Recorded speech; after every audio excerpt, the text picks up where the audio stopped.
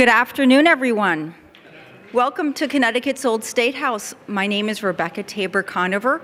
I'm head of public programs here at the Old State House, and I'm delighted to have all of you in the audience today for our program on jobs, jobs, jobs, the labor movement in Connecticut.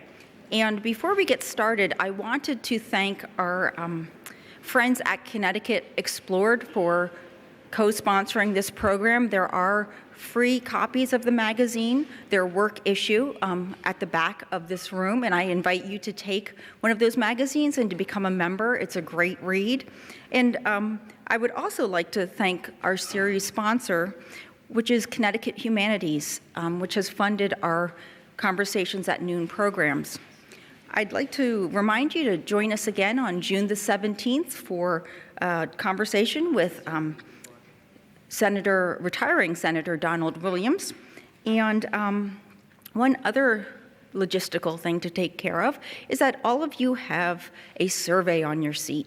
And I would invite you, before you leave today, it's very quick, please just fill out the survey and give it to any of the staff members who are around that you see. And if you need a pencil, we have extra pencils right on the side, so we'd be happy to give those to you.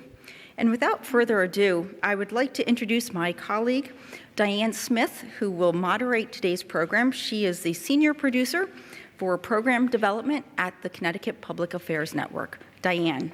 Thanks, Rebecca. And thank you all for being here today. You probably already know this, but this program is being taped for airing on CTN and will then also be available permanently to download, so your words will live forever. So let's get started. As Connecticut works to retain jobs and to attract new companies, we often hear that people are moving out of the state because they can't find work, but we also hear that employers can't find workers with the skill sets that they need. Yet not that long ago, Connecticut had one of the lowest unemployment rates of any state in the nation. So where have the old jobs gone, and where will the new ones come from? And what role will unions have in the future? In the early 19th century in Connecticut, the old system of artisan craft work gave way to mills and manufacturing, and the state was a leader in the development of unions and the fight for healthier and safer work conditions, shorter work days, better pay. Both men and women worked in the mills. In fact, most of the first mill workers were teenage girls fleeing life on the farm and looking for some independence and some money to put in their pocket. Here to tell us a little bit more about the history of the labor movement in the state is Dr. Cecilia Buckey, who is a professor of history at Fairfield University. Dr. Buckey has her BA from UConn and her master's and PhD from the University of Pittsburgh. She has been a visiting fellow in history at Yale University. Dr. Buckey has also won the Homer D. Babbage Jr. Award for Best Book in Connecticut History. So join me in welcoming Dr. Buckey. All right, thank you all for coming. And actually, you've taken out my first 5 minutes of my presentation, which was to be on how handwork became mechanized work, and we'll move on from there. Essentially, I'm going to take you through a history of, in what little time I have, a history of how the labor movement came to be based on traditions from the pre-industrial era to the needs of working men and women to defend themselves, and particularly to deal with the new economic conditions that were coming about. Now, Connecticut was a commercial producer of both agricultural goods and manufactured goods, hand-manufactured goods in the colonial period and in the early national period. I'm really just giving you a few slides just to give you a sense of this. This is Bridgeport Harbor in the 1840s. This is a blurry picture of the shoreline railroad in New London that juxtaposed in 1848, juxtaposing both the port and the railroads that are coming together to make Connecticut an important entrepot for the newly mechanized goods that are coming about. Before the invention of railroads and the creation of manufacturing with mechanization, there's the tradition of craft work, masters and journeymen making products. This happens on the left. You have a New Canaan iron mill, iron furnace that was from about 1820. And I couldn't find an actual 1820 Connecticut worker, but this is an iron puddler on the right from Pennsylvania. But this exemplifies the making of wrought iron in the pre-industrial period, where Connecticut, all of Litchfield County is dotted with these iron furnaces. Okay. The iron puddler holds a special place in American history because it was the one manufacturing process that could not be mechanized. And so it was surpassed by steel, which in fact could be mechanized. And the iron puddler is essentially creating in a crucible, creating the ore, taking the ore and making it into wrought iron by putting the various components into this crucible, stirring it with his rod. You see him here, he's pouring it out. But he's stirring it with his rod, and the only way that he could tell when the metal had come to nature, as it was called, was to feel the vibration in the stirring rod, as well as to see how the metal was progressing. And that's the way, through long training, the apprenticeship process, that he could tell that the metal was at the right temperature and the right consistency to be poured. You do it either earlier or later, and you've ruined a batch of iron. So the journeyman was a very important part of the process of creation in this early stage. Well, mechanization does come along, first division of labor, and then the mechanizing of certain parts of the production process. Fast forwarding to the 1830s, General Trades Union movement that organizes along the various port of the Atlantic seaboard, including parts of Long Island Sound. Though we don't have evidence from Connecticut particularly, we do have evidence that in Connecticut there is an organization of manufacturers, artists, and working people that is a conglomeration of this general trades union that is also along the coast. These mostly are hand workers. They are joined by some first inkling of organization among textile workers in these seaboard cities that organize themselves to ask for a 10-hour day.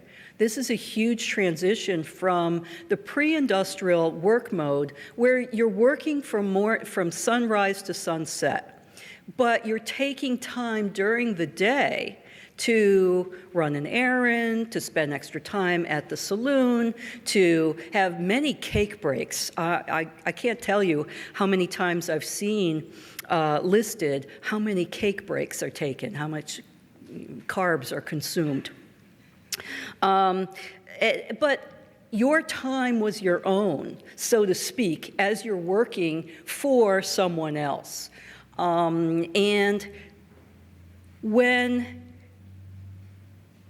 manufacturers, the owners of these manufactories, want to try to impose rigor onto the working day by saying you can't have breaks, you can't do this, you can't do that, you can't even talk or read on the job, that then working men and women start to say, well, wait a minute, I'm not going to work from sunup to sundown for you. I want a 10-hour day. And that becomes the slogan for a good part of the 19th century. First, the 10-hour day, and then the post-Civil War period, the 8-hour day. Okay. Now, first example of this in Connecticut is the Thompsonville, Connecticut carpet weavers strike in 1832. Thompsonville is part of Enfield, thank you. That where Mr. Thompson owned a carpet factory, which really was just a large shed, and he owned the looms, hand looms, and he hired Scottish immigrant carpet workers to make carpets for him. They objected to these new rules that he had posted one day. And 1832 is also a depression year, so he's also cutting their pay per piece and creating a variety of concerns for them. They go on strike, demanding certain issues related to a 10-hour day, to the onerous rules that are getting put on them, and asking for an increase in the wages, or the pieces, the prices, as they would call them, for making a carpet. Now, this is a strike that goes on for some time. They organize, they're not a formal union, they've organized themselves, it's a benefit society, and but they send out letters to every other Scottish Scottish weaver in their old guild, that is from the old country, including the tavern in New York City, where most Scottish weavers came off the boat and then started looking for work. So there's this very thick network in the Northeast of these carpet weavers, and they all know each other. And they're writing saying, please don't come to Thompsonville, you'll be a scab if you do, because we're on strike for these conditions, and of course you agree with us. So this is a fairly successful strike. In the end, Thompson does give in and allow them back to work, but then promptly sues them for restraint of commerce, as it was called. And the jury trial that takes place soon afterwards, this is where we get all of our information. It's a big pile of manuscript that's sitting in the basement of the State Library on this Thompsonville case. Now, the weavers are acquitted, and the dean of labor history in 1910, John R. Commons from the University of Wisconsin, when he writes up his history of labor in the United States, makes the Thompsonville carpet weavers strike his premier example. This is the first time, he says, that workers win the right to organize amongst themselves, which was still not an issue that had been adjudicated in the courts. It could be considered restraint of commerce or restraint of trade. Okay, so this 1833 trial gives you both the sense of the legalistic aspects of organizing together for self-protection and for defense, and the way it's affecting the new sense of the free marketplace. As Diane said, women are, in fact, the first factory workers. They're teenage girls from the farming communities of New England. They're recruited into, of course, the first factory in Lawrence, Massachusetts, and in Lowell, Massachusetts. This new manufacturing center and program that comes to Connecticut in many ways. This happens to be a slide from around 1890s, but in the 1830s, 40s, it was similar. So factory work now is becoming the norm, not without bumps. Connecticut, of course, has the distinguishing feature of being the munition state from the Civil War on. Waterbury brass, from cartridges and other ammunitions to the brass buttons that Union soldiers wore, Colt firearms, Winchester rifles, gives Connecticut an important boost. Most of these products are actually made by hand, with some very small semi-skilled work being done in terms of forging some of the initial parts, but everything is finished by hand in this early period. You go from very small organized groups of craftsmen into what would eventually become craft unions that will exist in the 1880s and 90s when the American Federation of Labor is formed. There's a first attempt, the National Labor Union in 1866, which really is not national in any way, but there are agglomerations of groups of working men, mostly, who are organizing themselves to affect politics. They are They have a very important run in Connecticut where they support the Democratic governor, James English, and then get some labor legislation slowly passing through the state legislature. But the real big push comes in 1869 with the creation of what was a secret organization at the time, the Knights of Labor. The Holy and Noble Order of the Knights of Labor is what they were called, and they were a secret organization of garment workers, male garment workers in Philadelphia, tailors who had lost their strike and couldn't figure out why they had lost it, so they formed the secret organization. It becomes a public organization in 1871, 72, and spreads like wildfire throughout the Northeast and the Midwest states.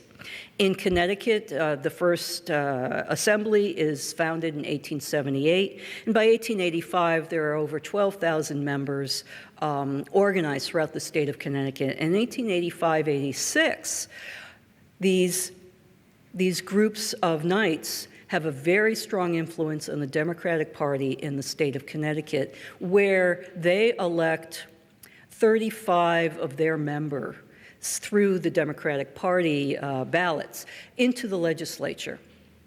And they're the basis for the creation of the Department of Labor Statistics, because you can't know what kind of problems to solve unless you have the data to prove it. So that was their number one goal, establishing some small focus on curbing the worst excesses of child labor, et cetera. But most legislation regarding first the 10-hour day and then what's becoming an issue in the 1870s, the 8-hour day, is not solved through legislation. Legislation is clearly free market, no legislative remedies for workers who have one grievance or another. So you have to get the 8-hour day through organizing and contracting directly with your employer. And that's what the Knights set out to do. Now, the Knights are a peculiar organization, both looking backwards and looking forwards in terms of who they are. But the thing that I find very interesting is that they had a very widespread notion of who was a worker and thus who could join this labor movement. And labor movement at this time did not simply mean trade unions. It meant cooperatives, it meant political parties, it meant housewives' assemblies. If you agreed with the principles of the Knights of Labor, you could, even as an employer, you could join the Knights, and you could join one of the either local or the craft assemblies that were organized in this time. So it actually was a way to get beyond the narrow craft confines of the trade unions that are organized at this time, those that had survived the Civil War and post-Civil War depression, carpenters, machinists, boilermakers, et cetera, et cetera. Okay, so the Knights of Labor for a while is the biggest organization, established organization outside of the churches. We don't have exact numbers because they're very bad at record keeping, but it's a very important interim step in looking for ways to combat this new system of free enterprise and devil-may-care, anything goes kind of relationships between workers and their employers. And this is I'm struck by the fact that I could only find pictures of dead white men at this point. The Knights of Labor leader, Terence Powderly, who was mayor of Scranton for a while. The Knights dissolve in the mid-1880s after the Haymarket example in which the American Federation of Labor craft unions had called for the 8-hour day. Terence Powderly and the Knights are best known for solving the problem of the conflict between Protestants and Catholics. As a predominantly Irish Catholic organization, that was the big problem to solve. It also was interracial in the North, where it could be, It was stridently interracial. That, too, is a big step forward. Finally, it gave us the boycott as a tactic. Boycott had been used in the Irish Land League struggles in the 1870s and was adopted by the Knights of Labor as an important weapon, in addition to the strike, which they tried never to do. Finally, the slogan, "An injury to one is an injury to all," then becomes the slogan for the entire labor movement that will follow. The American Federation of Labor, this is Sam Gompers, its first president. He's a cigar maker, an immigrant English Jewish cigar maker, is established as an organization of these disparate crafts in 1886 and will become then the organization that will live into the early 20th century. The issue that comes up in the 1890s and forward changes because it's the greatest depression of this century of commerce and the free market, throws a lot of people into trouble, both manufacturers, employers, and workers. Manufacturers decide that the only way they can survive is to merge, become bigger and bigger, but not to be monopolies, that you needed to have some smaller firms in any field to absorb the blows of the ebb and flow of the business cycle. You also have a new working class coming into being, and that will be the great wave of immigrants from Eastern and Southern Europe that are coming in the 1890s and up and through World War I. Okay. Craft versus industrial unionism will become the big battle then for the early 20th century. And I'm, of course, running out of time, and we've only gotten to the turn of the 20th century. I'll give a shout out to the Industrial Workers of the World, who are founded in 1905 and have an expansive view. Not only are we going to be industrial in form, that is, we are going to bring into membership everybody who works in a particular industry, regardless of their skill level. They went beyond and became one big union. Everyone's going to be in one union, that is the IWW, and this would be also the vision for the future of both an economy and the government that would be controlled by working people. You might know them best for the 1912 Bread and Roses strike in Lawrence, Massachusetts. Okay. Brother Steve Thornton, who's in the audience here, has done a marvelous job of picking up every IWW mention in the period 1900 to 1920 and has found at least 15 strikes, and I'm sure there are more, that were led by the IWW in this period. Okay. World War I, of course, will be a transition period that allows both semi-skilled men and women into major industry, into the metal trades industry. Waterbury Brass and Bridgeport, which is, of course, the important munitions center at the time. I'm from Bridgeport, so a lot of these slides actually are from Bridgeport. I make no apologies for thinking that Bridgeport's fantastic. Bridgeport is armaments, cannons, submarines, and I even have a picture of a Lake torpedo boat being launched from New London. Oh, no, I'm sorry. This is from the City Point in Bridgeport, the Bridgeport Harbor. And you, of course, will have not only munitions, but you'll have women working in many different smaller handcrafts. Notice that there are not a lot of machines here. A lot of assembly is done by hand still. The biggest factory that's being built in this period is the 1915 Remington Arms Rifle Factory, which you may know as the GE plant in Bridgeport, since GE bought this Bridgeport Rifle Factory in 1920. That has just literally been torn down last summer. The Bridgeport strikes carry Connecticut into national attention. These are two examples from 1918 of a male worker on the left who's working in one of the barrel drawing lathes And on the right, women working in a bullet preparation. Okay. There is, of course, a lot of patriotic fervor during World War I. This is a victory parade in advance of the victory, but it's July 4th, 1918, on Main Street in Bridgeport, where the governor was on the viewing stand. There's a lot of focus at this point of getting workers to work even harder. They will even more during World War II, and not go on strike. So Bridgeport is out of step, even though the men here are trying very hard to be in step. Okay. Quickly, this is before any labor legislation has been organized and passed on the national level. There is, however, one small attempt by the federal government to try to regulate industrial relations, and that's the National War Labor Board, which does come in. It actually is a federal agency that only exists for 1 year in 1918. And they adjudicate disputes so that workers don't go on strike, because employers have guaranteed contracts. They have, from the federal government, they have guaranteed profits.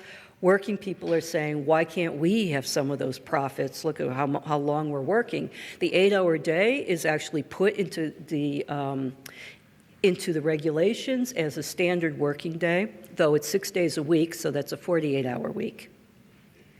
That is immediately destroyed at the end of World War I.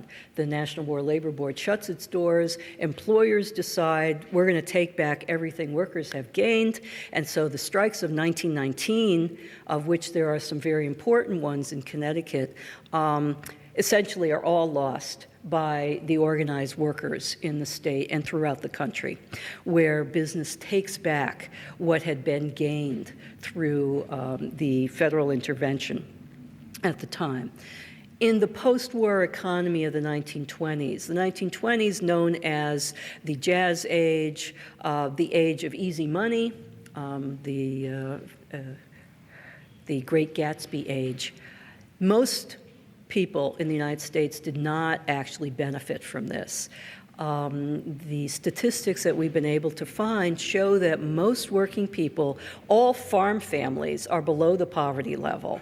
No question about that. But most working men and women, families in the industrial centers of the East Coast and the Midwest, are living just above the poverty level. They are not part of the group, playing wildly on the stock market, buying the new refrigerators and radios and telephones and what have you that are being churned out by prosperous employers in the 1920s. And quickly comes the Great Depression. Quickly comes the New Deal. Roosevelt is responsible for, in the Second New Deal, creating the apparatus that we still have today in industrial relations, that is the Wagner Act, the National Labor Relations Board, that will not guarantee that workers can be represented, but basically says it's legal for the workers to organize into organizations for their own self-defense. The preamble to that legislation basically couches it in the context of this is a way to overcome the Depression, a way to boost the economy, and we're doing it by siding with those who have less bargaining power, and that, of course, would be workers. In other words, putting more money in workers' pockets, in consumers' pockets, as a way of jump-starting the economy. And so the Second New Deal stays with us. The National Labor Relations Act, the Social Security Act, and with a small amount of work relief. Okay. I'm going to leave it there as an early victory.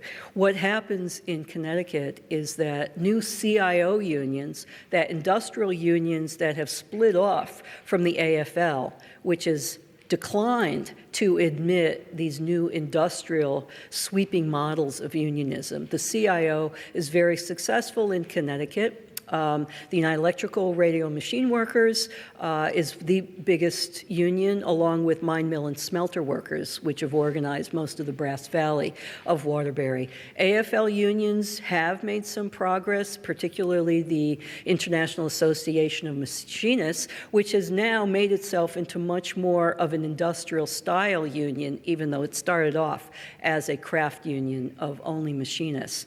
And they organize a number of factories certainly in eastern Connecticut. And finally, you will have the building trades, you will have all those traditional AFL unions prospering as well. That's the high point. What comes later is post-World War II, split in the labor movement, a civil war, some have called it, in the labor movement, on charges of communism and anti-communists taking over important parts in the CIO, expelling 11 unions in 1949, including the UE and Mine Mill, the biggest CIO unions in the state, for allegations of communist leadership.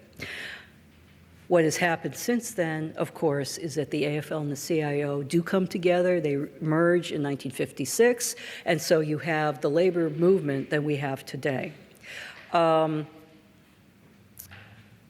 One issue that the AFL-CIO did not grapple with very strongly in the 1960s, 70s, and 80s was the issue of deindustrialization. First of all, the first is runaway shops, which in fact the textile industry has been running away from Connecticut since 1920.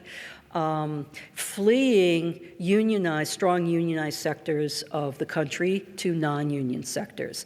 Textile starts, garment follows, and moving to the south and the southwest, and it's only after that that those industries move abroad, what we know as deindustrialization today, leaving in its wake so-called Rust Belt cities, of which most of the major cities in Connecticut would fit that label. So the question today is, how do we get back a community sense of organizing, of interest in raising the wages and the incomes of your average working class American family, the backbone of the American economy? How can we do that with the onslaught of anti-union activity that's going to be going on for the last decade or so? I'm partisan because I have to be. Working people are under assault. The average wage has not increased when you keep inflation in mind. The average salary and wage has not increased since the early 1970s. Cost of living, of course, has gone up, and more workers have been laid off and displaced from their jobs. Do we create new community sorts of action organizations? Do we go as a labor movement to embrace new workers, like the vast number of immigrant workers that have come in? Do we make room for the women workers that have been there all along, but labor has not been that quickly to embrace? What do we do from now? And I think that's going to be where our panel will go. Yes? Okay, thank you. Okay.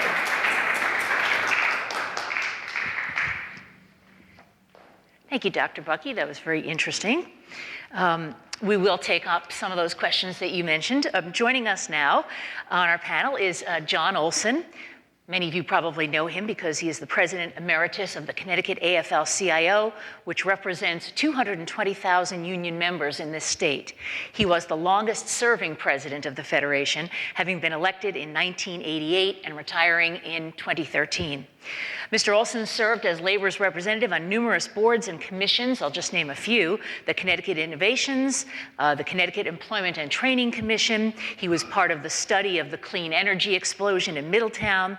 He has also more than 45 years of political activism, serving as chairman of the State Democratic Party and on the Democratic National Committee. Thank you so much for joining us today. Mara Lee is a reporter from the Hartford Courant. She covers the economy, labor, workforce, workforce and small business for the Current's business desk. In her journalism career, Mara says she has covered cops, courts, prisons, education, local government, manufacturing, energy, real estate, and Congress. And she has done that by working for newspapers in 8 different states. So welcome to you both. John, I'm going to start with you and ask you, what do you think was the heyday for unions in Connecticut? Well, the peak was in the 60s. When you look at union membership today, we still have strong numbers. The problem is that we're a much smaller percentage of the workforce. So we've maintained membership in those areas that were heavily unionized, the industrial. I think when we lost our membership was during that period of time with the outsourcing and jobs going, whether it be the South or offshore. And I think that's a challenge which faces us in unions. So that's, the next question was going to be, what's the state of the labor movement now? And I guess in a way you just alluded to what it is.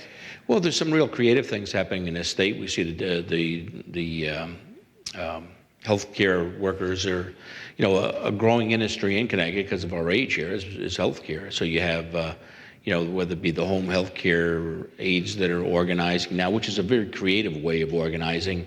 I think we're growing and we're changing. I think when you go all the way back to the Egyptians had unions all the way forward, we're going to change. We're going to be something different. One thing that'll never change is that workers need to have the right to come together, the freedom of association, to join together, to have a voice, to demand their fair share of what they produce, whether it be a product or services. That will never change. And I think I'd be the first to say that trying to hold on to the past will be failure. We need to embrace the future, and whether it be the labor movement itself or whether it be our economy. Mm-hmm. Mara, do you agree with that? I do think that embracing the future is the way to go, because just trying to continue to have the pensions and the wonderful health care that a lot of the unions provide, the way that employers are reacting to that is to bring less and less of the work to the places that have the benefits at that level and put more and more of the work in places where it's not unionized.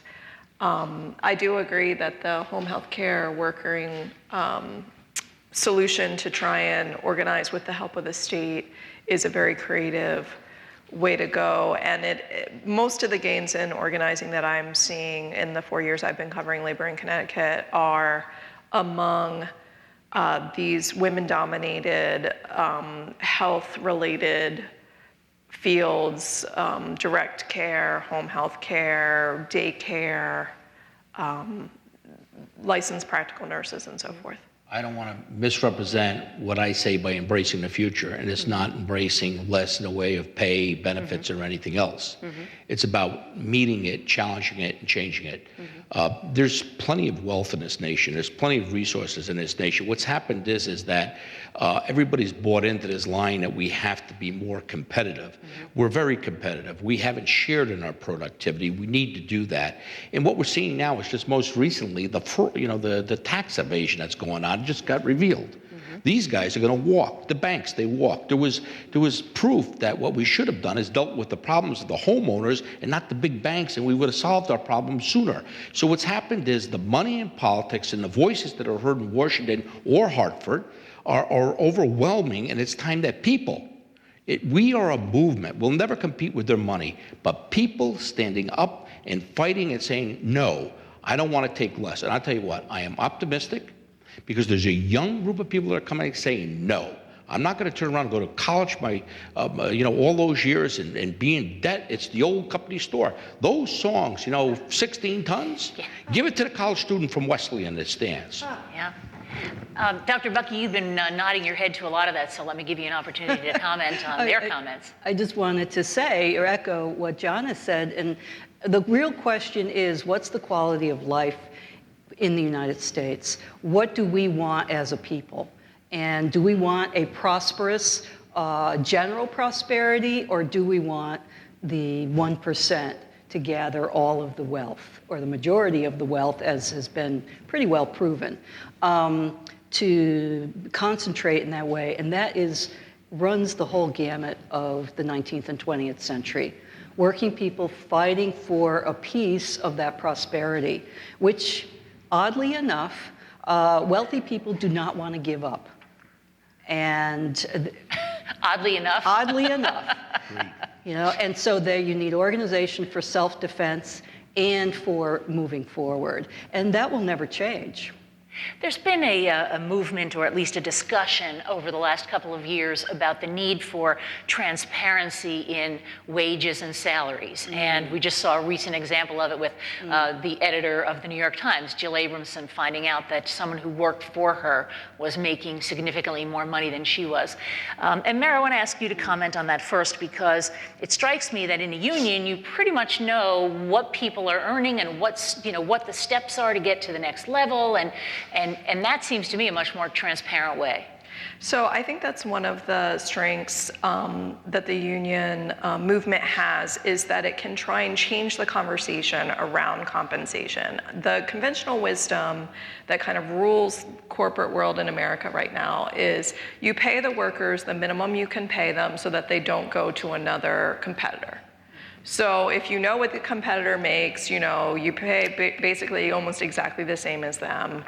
And the only way that people really can get raises once they come in is either to get promoted or to get a competing offer, to look for a job somewhere else and say they're willing to pay me 5% more. And unions their view is turning that around and saying we deserve part of the productivity, as John was saying. It's not so much that capital is in control and saying, this is a cost. It's more the workers saying we are the input. We're not a cost center. We're the reason that the business is successful. So even to the extent that unions are not likely to reach the proportion of the labor force that they were back in the 50s, if they can get that message out to people like those that did the Occupy movement that are amenable to it, it can change the culture.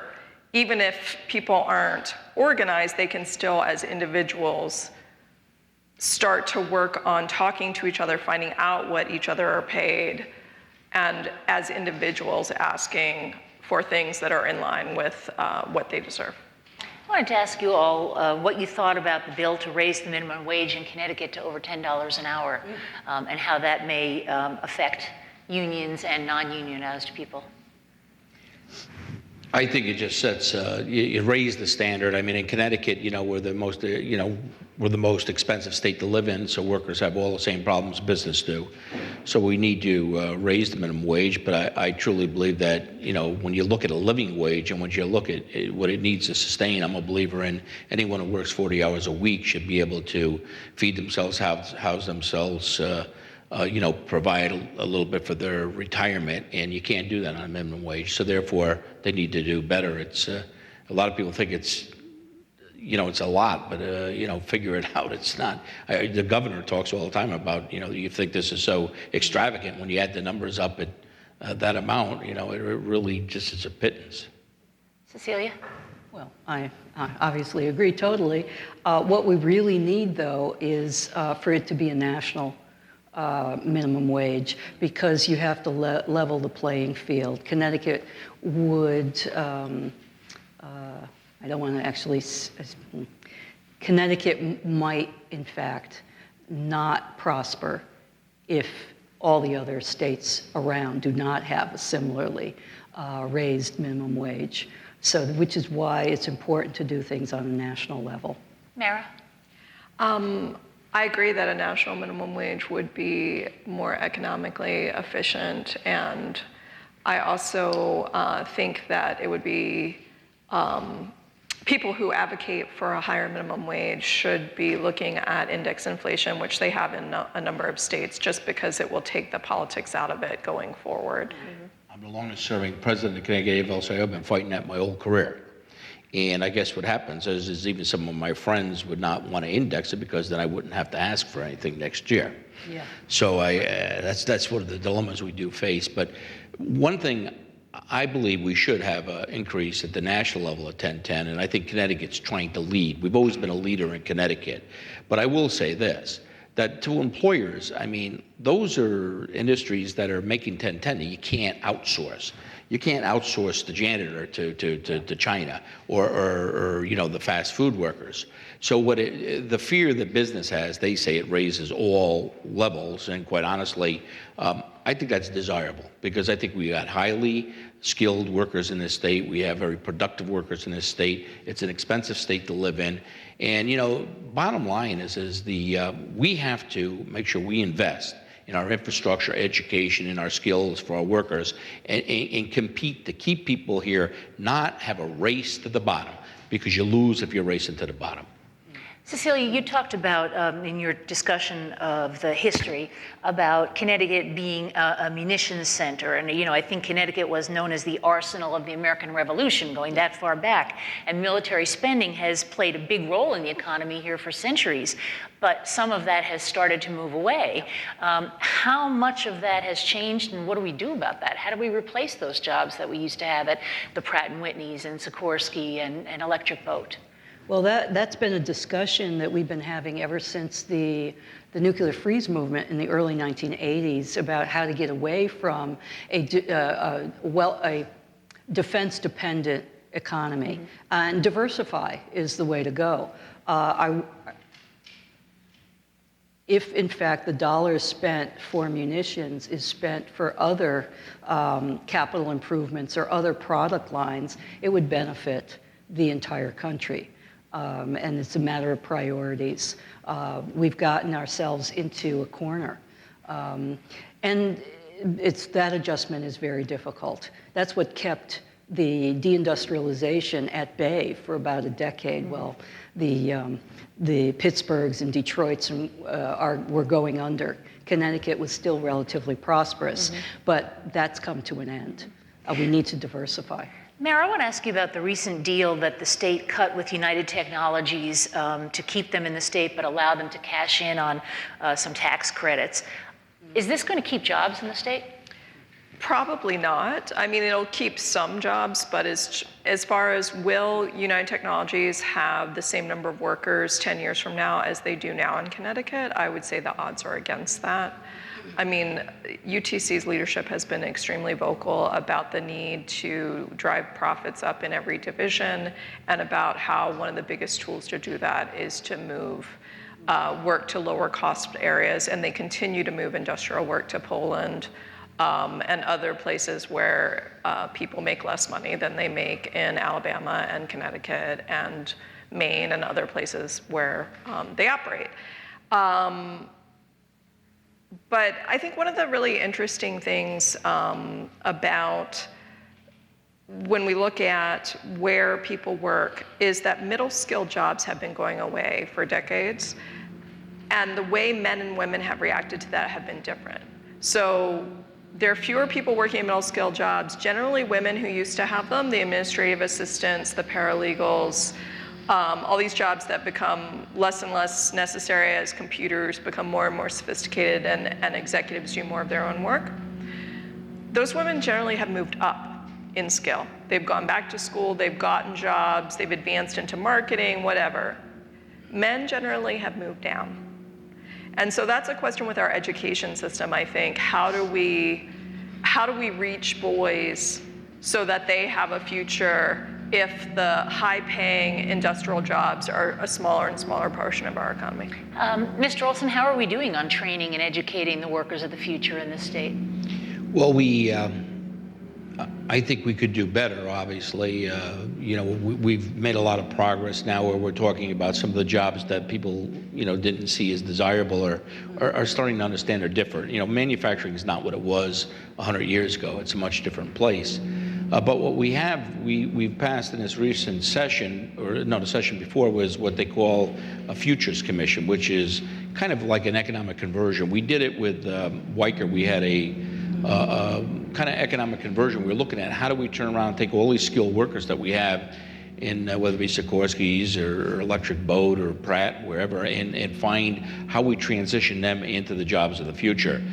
So we need to match education and trying to find ways of holding on. I think the UTC thing is about how do we still, we're in triage here, and I agree that, I'm not as happy about, their track record and what they do.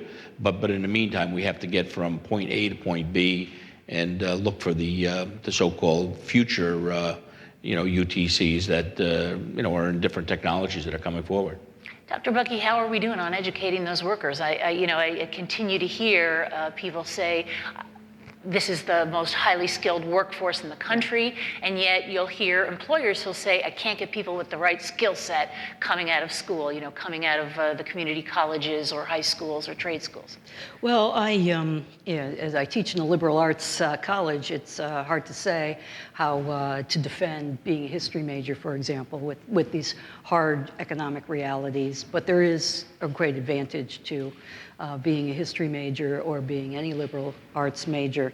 My anecdotal evidence from talking to people in neighborhoods is that we lost too many skilled workers because of the short-sightedness of manufacturers in the state who de-skilled work, refused to support the development of higher skilled workers. A friend of mine, got his tool and die machinist certification just at the time when all of the brass industry was in the 70s was going bankrupt. He could not find a job. Highly skilled worker, and you could find anyone else in that era who could say the same. And to then blame the community colleges or technical high schools even is really misplaced. I think we need a greater sense on the state level and indeed the national level to focus on the skill set that people do need. And it's not simply all language and writing and reading, though those are very important, and synthesizing. It's about mechanical skills. We cannot become simply the service economy that so many are saying is our future. I personally don't believe that that's wise. From a national standpoint, we cannot be outsourcing all the critical issues, all the computer chips and what have you, to other countries. Highly skilled machine tool makers this was the center of high skilled machine tool, and now it's all in Poland or in Germany. What is wrong with our national policies that we've allowed that to happen? It's been money dictating that, and not community quality of life or keeping skills here that we desperately do need. By the way, if anyone would like to comment, we'll bring the microphone over to you. I have a bread and butter labor question for you. Throughout labor history, there's always been a dilemma about whether workers should work through a government legislative policy or whether they should work through the union movement itself. And I'm wondering where you see the future of the labor movement going in Connecticut. Should there be more emphasis on securing government action, or should there be more emphasis upon reaching out into new sectors and unionizing workers and bringing them under collective bargaining arrangements? The question is directed to me. I believe in collective bargaining. I believe in workers being empowered, and that's against government, employer, or anyone else. Now, we're in a system. Look, our system of government doesn't allow for us to have what they have in Europe, where we're actual partners at the table with business, government, and labor. If we had an ability as 15, 20, 25% of the electorate to form governments, it would be different here. But we have a two-party system, sadly to say, and I'm a Democrat, former chairman, but I think sometimes they're too interested in what's happening on Wall Street rather than what's happening on Main Street. We've had jobless recovery after jobless recovery. So I would say my desire is to always have an independent union that bargains for its benefits. We also have to understand that there's a broader population that we have to show we care about. They're not covered on our collective bargaining. We desire to get them, but minimum wage, sick days, health and safety laws, workers' compensation, those kinds of things for all the public is important for us to put a floor underneath workers. Myra, I want to ask you about a strike that you covered last year, because I think it is illustrative of some of the trends that are happening in Connecticut, and that was the Lawrence and Memorial Hospital strike. So that strike is really interesting on a number of levels. The nurses and technicians, some of the technicians are very highly paid, $100,000 a year. There are 3 unions in that hospital. There's a clerical workers and janitorial lower level, and then these 2 more educated members unions. The hospital had begun to move work away from the lowest scaled union as they bought private doctors' practices and moved work off campus. That union knew it didn't have that much leverage. They signed a contract. Then the other 2 unions, in solidarity with their brothers and sisters in the union, decided to do a 4-day strike around Thanksgiving over this outsourcing issue, not over wages or benefits. And the hospital decided to play hardball. And I say hardball because what they did is they did a lockout. And if you're not familiar with what a lockout is, that's basically the inverse of a strike. So it's like the most hardcore thing a company can do is to say, no, you can't come back to work, or you can't come to work. Sometimes lockouts begin even without a strike. But in this case, the workers went on a strike, and then they were told, no, you can't come back. So during the strike, there was a lot of, he said, she said, and there was a lot of impasse at the table. And then the state made a ruling that the strikers were entitled to unemployment benefits. And as soon as that happened, the hospital settled, because the hospital was self-insured, which means all of the unemployment benefits would have come directly from their revenues. They didn't pay taxes into the state unemployment system.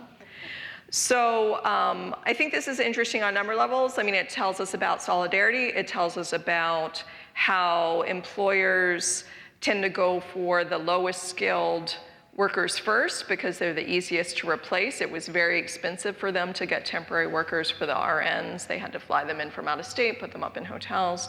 And it also shows what role, to some degree, politics holds, because in some states, I think probably the unemployment system would not have ruled that they were entitled to unemployment. It's up to interpretation. It has to do with whether you're saying that the strike is caused by some potentially bad action by the employer.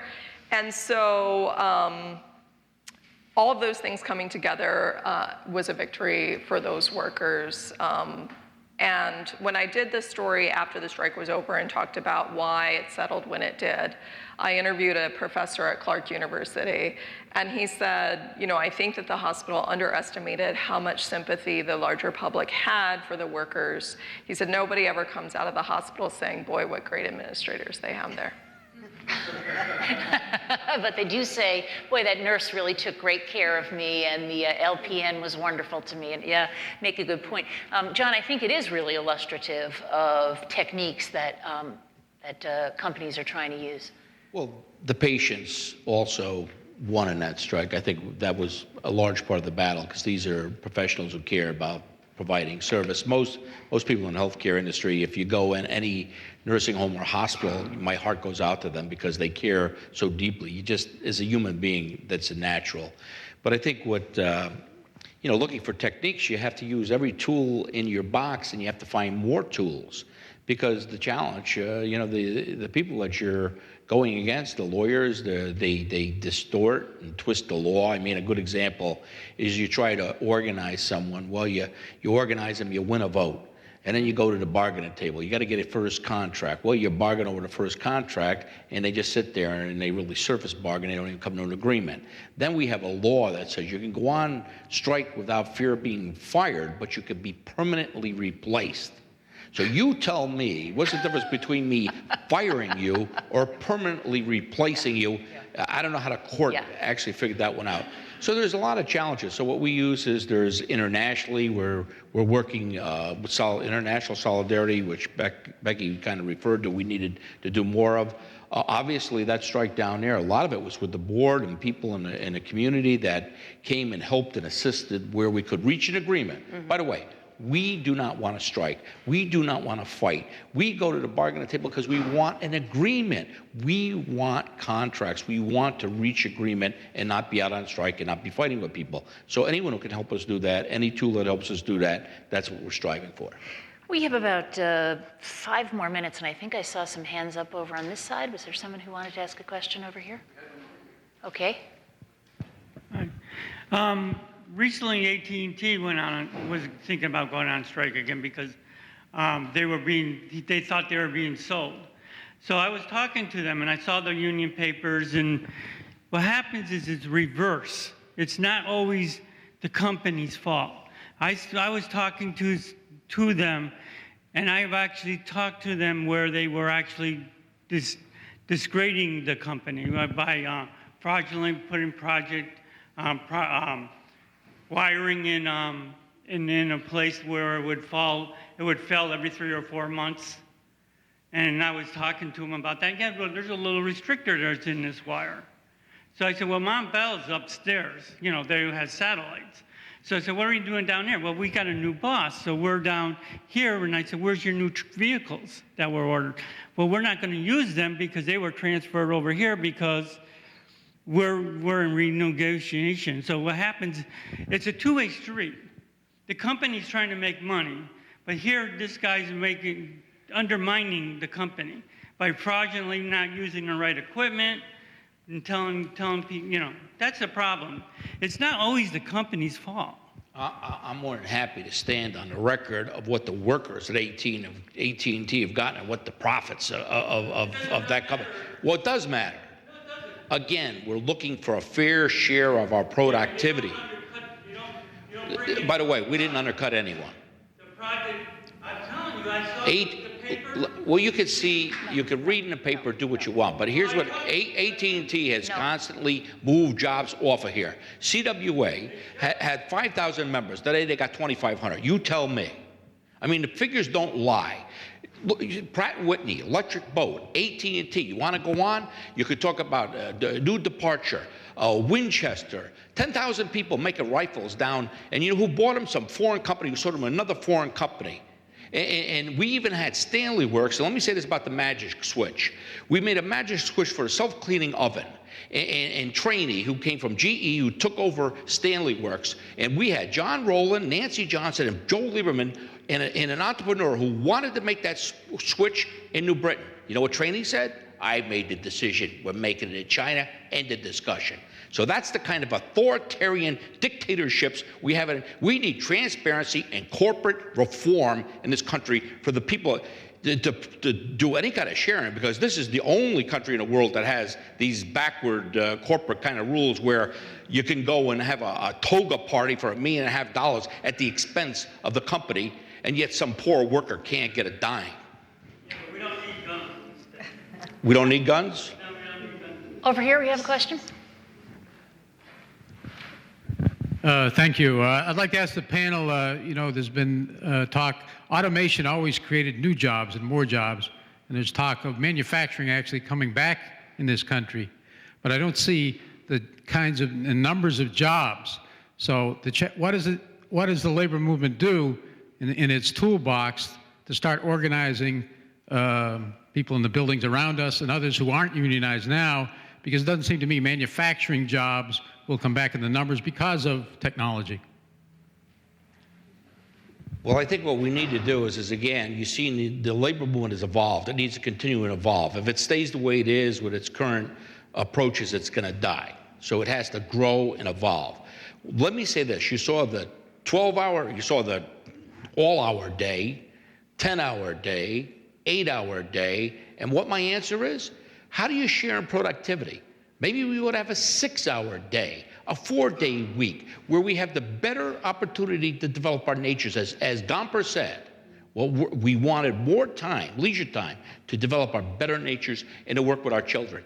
The ills of this society could surely use a parent being able to spend some time to work on education and mentoring and teaching them about the good things of life, rather than having to go out and work a second or third job to get some Chinese TV they put in and think that that's somehow progress.